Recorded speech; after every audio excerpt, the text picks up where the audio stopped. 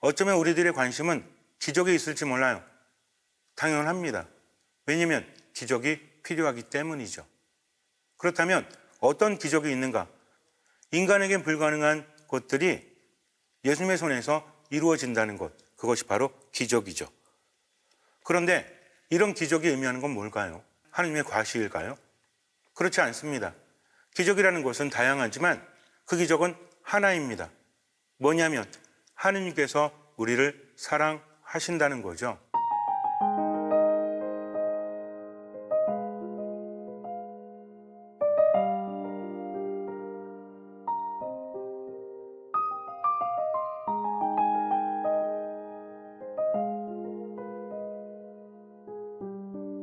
평화방송 시청자 여러분 안녕하십니까?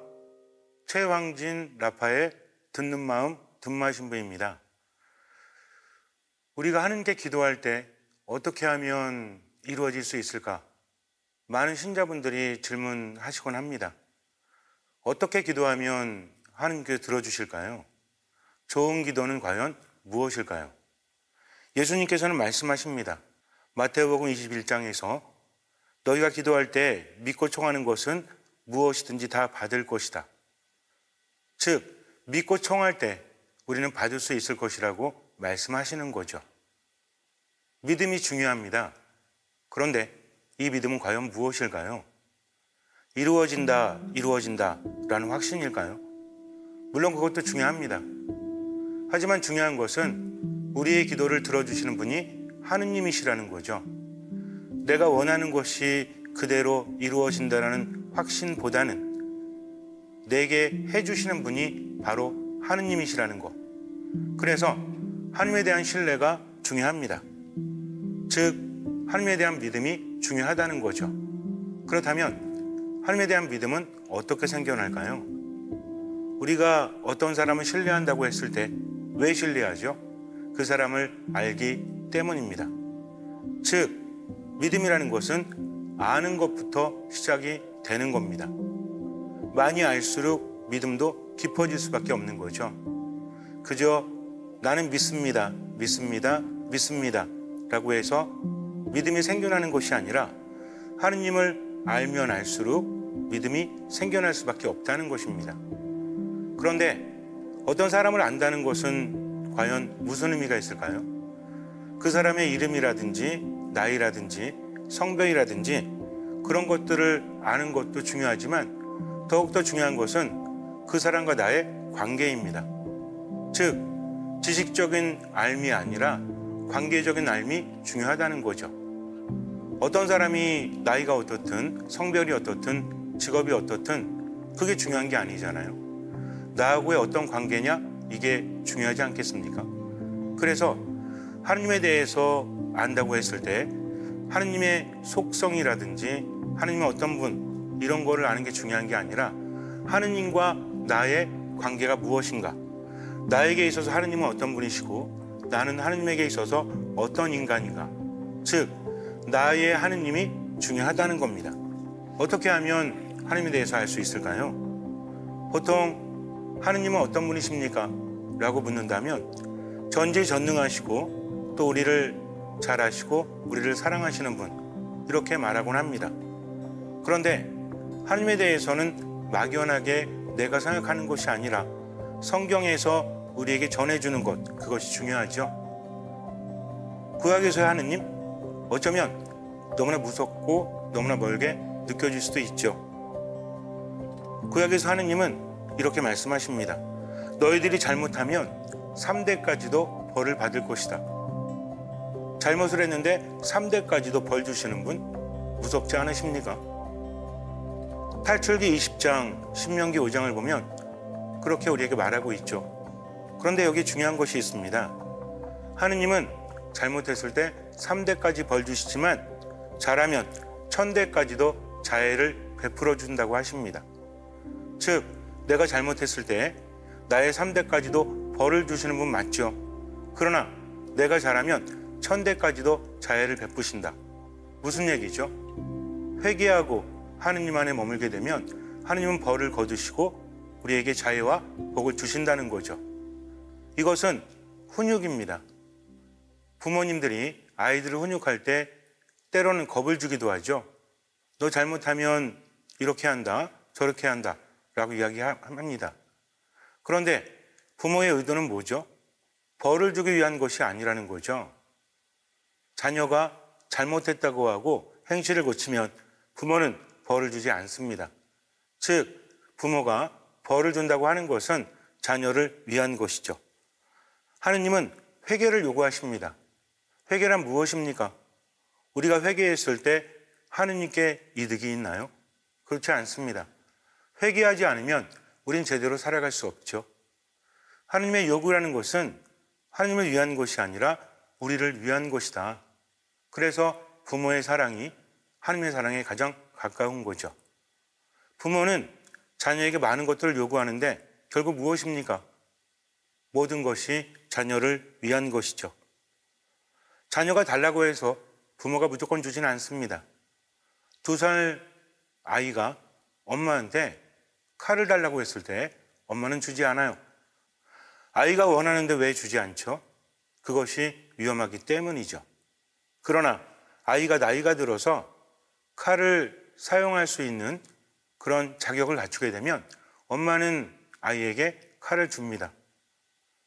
하느님은 나를 나보다 더 잘하시고 나를 나보다 더 사랑하십니다. 내가 바라는 것을 주시는 것이 아니라 내게 필요한 것을 하느님께서는 주신다는 거죠. 그래서 중요한 것은 뭔가를 하느님께 바라면서 기도하는 것도 중요하지만 더욱더 중요한 것은 하느님을 알아가는 겁니다. 하느님을 알면 알수록 기도도 바뀔 수밖에 없다라는 거죠. 그렇다면 과연 하느님의 모습은 어떤 모습일까? 앞서서 말씀드린 대로 하느님은 때로는 무서운 분이기도 하죠. 그러나 기본적으로 하느님은 우리를 나 자신보다 더 잘하시고 나 자신보다 더 사랑하신다는 것, 그것을 잊지 말아야 돼요. 중요한 건 그런 하느님을 더 깊이 알아야 한다는 것인데, 우리가 어떤 사람을 안다고 했을 때 그 사람에 대해서 관찰을 하죠. 관심을 기울입니다. 그런데 정말 그 사람을 안다는 것은 만남 안에서 이루어진다는 거죠. 하느님도 마찬가지입니다. 신앙이 있는 사람보다도 신앙이 없는 사람이 하느님에 대해 더 잘 알 수 있어요. 그러나 신앙인이 하느님을 안다는 것과 비신앙인이 하느님을 안다는 것은 분명히 다릅니다. 우리는 하느님을 만나야 합니다. 어디서 만날 수 있죠? 하느님과의 만남이 가장 구체적으로 이루어지는 것이 가장 좋은 기도죠. 바로 미사입니다. 거룩한 미사 안에 머무는 거죠. 미사는 천상과 지상이 연결되는 순간입니다. 미사를 통해서 하느님은 우리에게 말씀을 들려주시고 우리를 치유하시고 우리에게 생기를 불어넣어 주십니다. 당신의 몸과 피를 우리에게 주시는 거죠. 너무나 잘 알고 있죠. 그런데 정말 잘 알고 있을까요? 미사라는 것은 시간과 공간을 초월해서 예수님의 십자가 아래에 있는 겁니다. 그래서 첫 번째 제대는 바로 십자가입니다. 예수님께서는 십자가 위에서 당신의 몸과 피를 바치신 거죠. 그 구원의 은총이 온 세상에 퍼집니다. 그리고 시간과 공간을 초월해서 바로 우리가 미사에 참여할 때 하느님의 은총을 받을 수 있다는 겁니다. 예수님을 제물로 해서 그 대가로 하느님의 은총을 받는 거죠. 내가 대단해서가 아니라 내가 열심히 해서가 아니라 미사에 참여함으로써 우리는 그 은총을 받게 된다는 겁니다. 그래서 미사라는 것은 하느님을 만나서 그분의 은총을 듬뿍 받는 거죠. 그 어떤 기도와도 비교할 수 없습니다. 그런데 중요한 게 있습니다. 은총이 거저 주어진다고 할지라도 내가 온전히 받아들이지 않으면 그 은총은 새어나갈 수밖에 없어요. 그래서 미사라는 것은 그 자체로도 은총이 충만하지만 내가 온전히 참여할 때 그 은총은 더 커지게 됩니다. 내가 받을 수 있는 은총이 크다는 거죠. 미사를 통해서 엄청난 은총이 쏟아지지만 그 은총을 제대로 받아들여야만 내 안에 흡수가 되는 것과 같습니다. 그렇다면 어떻게 미사에 참여해야 될까요? 믿음으로 참여해야 됩니다. 구체적으로 듣는 마음으로 미사 안에 머물러야 한다는 거죠. 듣는 마음이라는 것은 하느님과의 관계에서 굉장히 중요한 겁니다. 하느님은 우리에게 은총을 주시고 나는 그 은총을 받아들이기 위해서 마음으로 듣는 거죠. 하느님을 신뢰하는 겁니다. 하느님, 말씀하십시오. 제가 듣고 그대로 살겠습니다. 하면서 마음으로 듣고 실천하는 겁니다. 그럴 때 우리는 미사를 통해서 점점 성장을 하게 됩니다. 한 번 미사를 하고 두 번 미사를 하고 10년 미사를 했을 때 똑같으면 안 되죠. 미사 안에 머물 때 더 깊이 하느님을 느껴야 합니다. 만약에 그동안 그냥 의식 없이 습관적으로 미사에 참여했다면 이제부터라도 듣는 마음으로 미사 안에 머무십시오. 그래야만 하느님을 만날 수 있습니다. 또 우리는 말씀을 통해서 하느님을 만나게 됩니다. 성경은 살아있는 하느님의 말씀을 담고 있죠. 구약과 신약 성경을 통해서 하느님과 만난 사람들, 그 관계를 보면서 우리는 우리의 만남을 이루어 가야 합니다. 하느님의 말씀은 옛날 사람들에게 하신 말씀으로 머무는 것이 아니라 지금 여기에서 우리에게 하시는 말씀이죠. 나를 나보다 더 잘 아시고 나를 나보다 더 사랑하시는 하느님, 그 하느님께서 지금 나에게 말씀하시면서 이끌어 주십니다. 특히 우리는 복음을 통해서 하느님을 더 깊이 만날 수 있게 되죠. 왜냐하면 예수 그리스도를 만나기 때문입니다. 예수님은 하느님이십니다. 예수님의 말씀은 하느님의 말씀이요, 그분의 행적은 하느님의 행적이라는 거죠. 그래서 우리는 예수님을 통해서 나와의 만남을 이루어 가야 합니다. 먼저 예수님께서 무엇을 하셨는지 알아야 되겠죠. 그분은 말씀을 전하십니다. 그리고 기적을 행하십니다. 어쩌면 우리들의 관심은 기적이 있을지 몰라요. 당연합니다. 왜냐하면 기적이 필요하기 때문이죠. 그렇다면 어떤 기적이 있는가? 죽은 사람이 살아나는 기적, 나병 환자가 깨끗해지는 기적, 물이 포도주로 변하는 기적, 그리고 중풍병자가 일어나는 기적, 5천 명을 먹이신 기적, 인간에겐 불가능한 것들이 예수님의 손에서 이루어진다는 것, 그것이 바로 기적이죠. 그런데 이런 기적이 의미하는 건 뭘까요? 인간들아, 나는 기적을 일으키는 존재다. 나는 이렇게 대단한 존재니 나를 믿고 따라라 하는 하느님의 과시일까요? 그렇지 않습니다. 기적이라는 것은 다양하지만 그 기적은 하나입니다. 뭐냐면 하느님께서 우리를 사랑하신다는 거죠. 죽은 자를 살리시고 아픈 이를 치유하시고 먹이시는 기적, 이것은 하느님께서 우리를 사랑하시고 우리에게 은총을 베푸시고 회복시켜 주신다. 바로 그것입니다. 예수님의 기적 중에 대표적인 기적이 구마 기적인데 이도 마찬가지죠. 사탄은 인간을 힘들게 합니다. 그렇기 때문에 예수님께서는 구마의 기적을 행하시는 거죠. 어쨌든 기적들을 다 외울 필요는 없습니다. 중요한 것만 아는 거죠. 기적의 조건은 무엇입니까? 여러 가지로 말해질 수 있지만 오늘 저는 여러분에게 두 가지를 말씀드리려고 합니다. 첫 번째는 하느님의 자애로운 마음에서 기적이 시작된다는 거죠. 복음서에서는 예수님께서 사람들을 바라보실 때 그 마음을 히라보로 표현하고 있는데 스플랑크니 조마이, 이것은 창자가 끊어지는 가엾은 마음, 측은한 마음, 그것을 의미합니다. 예수님께서는, 즉 하느님께서는 힘들어하는 사람들을 보면서 창자가 끊어지는 고통을 느끼시는 거죠. 그렇기 때문에 기적을 행해 주시는 겁니다. 하지만 여기에 또 한 가지 중요한 게 있습니다. 이렇게 기적은 하느님께로부터 시작이 되지만 그것을 가능하게 하는 것, 그것이 믿음이라는 거죠. 이 믿음으로써 우리는 기도를 해야 됩니다. 믿음에 있어서 하느님을 신뢰한다는 것, 그것의 시작은 하느님을 알아봄입니다. 하느님을 알지 못하면 신뢰할 수 없는 거죠. 우리가 어떤 사람을 신뢰한다고 했을 때 길거리에 지나가는 사람들 중에서 마음에 드는 사람 하나를 골라서 저 사람은 잘생겼으니까, 저 사람은 이쁘니까 하면서 신뢰하나요? 그렇지 않습니다. 어떤 사람을 알아보고 그에게 다가가고 만나고 그러면서 서로의 관계가 깊어지고 거기에서 신뢰가 생겨나는 거죠. 예수님께서는 치유하실 때마다 너의 믿음이 너를 구원하였다 라고 말씀하십니다. 그런데 거기까지는 하나의 과정이 있습니다. 즉 아무나 치유를 받는 것이 아니라 예수님이 하느님이심을 알아본 사람들, 첫 번째 알아봄이죠. 그 다음에는 예수님께 나아가는 겁니다. 나아감이라고 말할 수 있죠.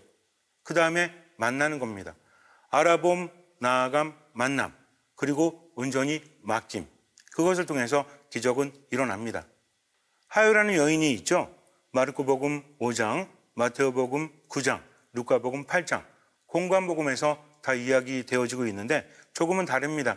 그런데 이것을 하나로 종합해서 간단하게 말씀드릴게요. 12년 동안 하요라는 여인, 이 여인의 삶은 완전히 망가졌습니다. 어떤 의사도 여인을 고치지 못하죠. 당시 여인으로서 12년 동안 하요를 한다?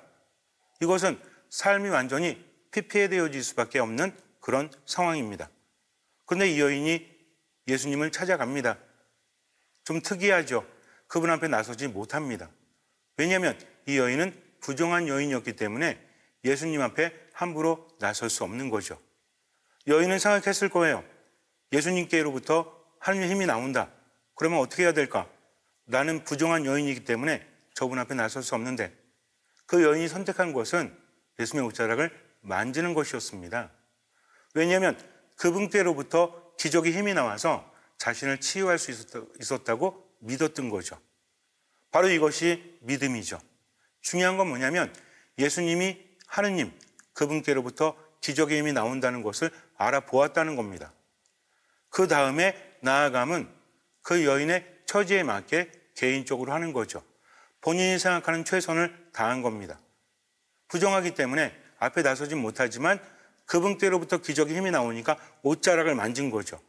그분의 손도 아니고 옷자락을 만지는 것만으로도 치유받을 수 있다는 확신, 그것은 예수님이 하느님이심을 알았기 때문입니다. 그렇게 치유를 받게 됩니다. 예수님께서 말씀하시죠. 누가 나를 만졌느냐? 여인이 만졌을 때 기적의 힘이 빠져나왔기 때문입니다. 그런데 제자들도 그것을 알아보지 못하죠. 아니, 스승님, 이렇게 많은 사람들이 있는데 누가 만졌냐니요? 이렇게 수많은 사람들이 서로 밀쳐대고 있지 않습니까? 그런데 예수님께서는 믿음을 가지고 당신을 만지신 여인이 있었다는 것을 아신 거죠. 그래서 그렇게 말씀하신 겁니다. 물론 예수님께서 그 여인이 그랬다는 것을 모르기 때문에 그건 아닙니다. 이제 새로운 만남이 이루어지는 거죠. 여인은 예수님 앞에 나섭니다. 이실직고 하는 거죠. 이것은 무엇입니까? 그냥 뒤에서 옷자락을 만지는 것이 아니라 이제 예수님 앞에서 온전히 그분을 만나는 겁니다. 예수님의 배려죠. 예수님 말씀하십니다. 딸아, 내 믿음이 너를 구원하였다. 이렇게 구원은 만남을 통해서 이루어지는데 여인은 자신의 처지에 맞게 최선을 다했고요. 그 다음에는 예수님이 이끌어 주시는 겁니다. 이게 바로 하느님과의 만남이라는 거죠. 온전히 맡기는 겁니다. 그런데 여인뿐만이 아니었어요. 수많은 사람들이 그 사실을 알게 됩니다. 그래서 예수님이 가시는 곳마다 병자들을 데리고 와요. 그리고 그분의 옷자락에 손을 대게 해달라고 간청합니다. 그리고 과연 손을 댄 사람마다 구원을 받았다고 마태복음 14장에서는 우리에게 말해주고 있어요. 즉 예수님께로부터 기적의 힘이 나온다. 그분이 하느님이시다. 기적의 시작은 하느님께로부터 온다는 거죠. 이것이 바로 믿음입니다. 즉 하느님을 알아보는 만큼 믿음이 생겨나고 그 믿음이 움직이게 하고 그 움직임이 기적을 일으킨다는 거죠. 그런데 여기 더 대단한 사람이 있어요. 우린 더 깊이 묵상을 해야 됩니다. 왜냐하면 성경의 만남을 통해서 내가 하느님을 만나야 되기 때문이죠. 백인 대장이 있습니다. 이 사람은 로마 사람이었어요. 이 사람이 어느 날 예수님께 와서 이야기합니다. 제 하인이 중풍으로 누워서 몹시 괴로워하고 있습니다.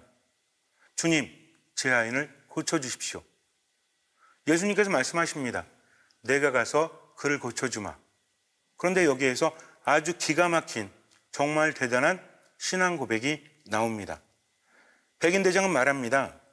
주님, 저는 주님을 제 지붕 아래로 모실 자격이 없습니다. 그저 한 말씀만 해주십시오. 그러면 제 종이 나을 것입니다. 제 위에도 상관이 있습니다. 또 제 아래도 부하들이 있어서 상관이 말하면 제가 듣고 제가 말하면 부하들이 듣습니다. 이것이 무엇이죠? 예수님은 옷자락에 손을 대는 것뿐만 아니라 그분의 말씀을 통해서 기적이 일어나는데 공간적으로 떨어져 있어도 기적이 있다는 겁니다. 그분의 말씀은 살아있고 힘이 있다는 거죠. 비록 멀리에 종이 누워있긴 하지만 지금 여기에서 예수님이 말씀하신다면 그 종이 나을 것이라는 겁니다. 예수님의 말씀에는 병마도 순종할 수밖에 없다. 바로 당신이 하느님이십니다. 어쩌면 하요라는 여인보다 백인대장의 믿음이 더 깊은 것이 아니겠습니까? 물론 그분들의 믿음을 제가 판단할 자격은 없지만 왜냐하면 예수님이 말씀하십니다. 내가 진실로 너희에게 말한다. 나는 이스라엘의 그 누구에게서도 이런 믿음을 본 일이 없다. 라고 마태복음 8장에서 말씀하시죠. 그런데 이 백인대장의 말이 미사 안에 들어가 있습니다. 정말 대단한 거죠. 우리가 성체를 모실 때 저는 주님을 제 안에 모실 자격이 없지만 한 말씀만 하시면 제 영혼이 낫겠습니다 하면서 고백하고 성체를 모시죠. 바로 미사 안에서 이런 기적들이 일어나고 있는 겁니다. 중요한 것은 이 백인대장은 더 깊이 예수님을 알아보았다는 거죠. 하요라는 여인은 자신의 처지에서, 백인대장은 자신의 처지에서 예수님을 알아본 겁니다. 우리도 마찬가지죠. 내가 여태까지 살아온 나의 삶을 통해서 하나님을 만나야 합니다. 그리고 할 수 있는 만큼 최선을 다해서 믿음을 가지고 청해야 된다는 거죠. 분명히 말씀드리지만 하나님을 알아보지 못하고 하나님을 만나지 않으면 믿음은 커가지 않습니다. 하나님은 나를 살리시는 분, 하나님 없이는 나는 아무것도 할 수 없어 라고 한다면 미사에 머물 수밖에 없죠. 조금 귀찮다고 해서 어떻게 미사를 빠지겠습니까? 조금 불편하다고 해서 어떻게 미사에 참여하지 않겠습니까? 나를 살리시고 나에게 힘을 주시는 분, 그분을 만나기만 하면 나는 살 수 있다. 내 우울함을, 내 분노를, 내 짜증을, 나의 무기력을 그분께서는 없애주신다. 그리고 나에게 힘을 주시고 생기를 주신다 하면 그분을 만날 수밖에 없는 거죠. 물론 미사 안에 머물면서 때로는 분심이 생길 수도 있고요. 때로는 졸음이 올 수도 있어요. 그래도 할 수 있는 만큼 최선을 다해서 그분 안에 머무는 거죠. 중요한 것은 바로 하나님을 알아봄, 무엇을 통해서? 말씀을 통해서, 성경을 통해서, 그 다음에 하느님께 나아감, 그분을 만남, 미사를 통해서, 그리고 온전히 맡기는 거죠. 이런 삶을 살다 보면 일상생활 안에서도 믿음이 생겨날 수밖에 없죠. 왜냐하면 하느님께서는 모든 곳에 계시기 때문입니다. 그렇게 살아가는 겁니다. 하느님께서 우리의 기도를 들어주시고 우리의 삶 안에서 하나님의 기적이 일어나는 두 가지 이유. 첫 번째가 제일 중요한 거죠. 하느님께서 우리를 사랑하시고 그분께는 불가능함이 없기 때문에 우리 삶에 기적을 일으키신다는 것. 그리고 두 번째, 하느님의 기적을 가능하게 하는 것은 우리들의 믿음이다. 이 믿음은 무엇이다? 하느님을 알아보는 거죠. 또 그분께 나아가는 겁니다. 그분을 만나는 겁니다. 그리고 모든 것을 맡기는 거죠. 가장 기본적으로 미사 안에서 우리는 하느님을 가장 직접적으로 만날 수 있다고 했습니다. 또 말씀 안에서 알 수 있는 거죠. 말씀을 통해서 우리에게 오신 하느님의 말씀을 마음으로 듣습니다. 그리고 그것을 따르는 거죠. 미사 안에 머물면서 그분의 몸과 피를 내 안에 모시고 또 치유받고 생기를 얻는 겁니다. 그리고 일상적인 삶 안에서도 하느님의 뜻대로 온전히 맡기는 삶을 살아가는 거죠. 할 수 있는 만큼, 보이는 만큼. 보이는 만큼은 무엇이죠? 시편에서 말합니다. 하느님의 말씀은 내 발의 등불이요 내 길의 빛이라고. 그러니까 내 능력만큼 할 수 있는 만큼 이것을 그치는 것이 아니라 하나님의 뜻이 무엇인지를 묵상하면서 그렇게 나아가는 거죠. 근데 여기 중요한 게 있습니다. 무엇을 맡기느냐 하는 거죠. 내 생각을 하느님께 맡기면 돼요. 내 기분을 하느님께 맡기면 돼요. 내 말과 행동을 하느님께 맡기는 겁니다. 그때그때마다 맡기고 최선을 다하면 나머지는 주님께서 채워주신다는 거죠. 이렇게 하면 믿음은 생겨날 수밖에 없고, 그런 믿음으로 청하면 하느님께서는 들어주십니다. 어쩌면 그동안 막연하게 신앙생활을 했다면 오늘 제가 말씀드린 대로 기억하세요. 하느님을 알아봄, 말씀을 통해서 알아볼 수 있다. 하느님께 나아감, 그분을 만난다. 미사를 통해서 만날 수 있다. 그리고 온전히 맡긴다. 일상생활 안에서 내 생각을, 내 기분을, 내 말과 행동을 그분께 맡기고 살아가는 거죠. 나머지는 주님께서 해주십니다.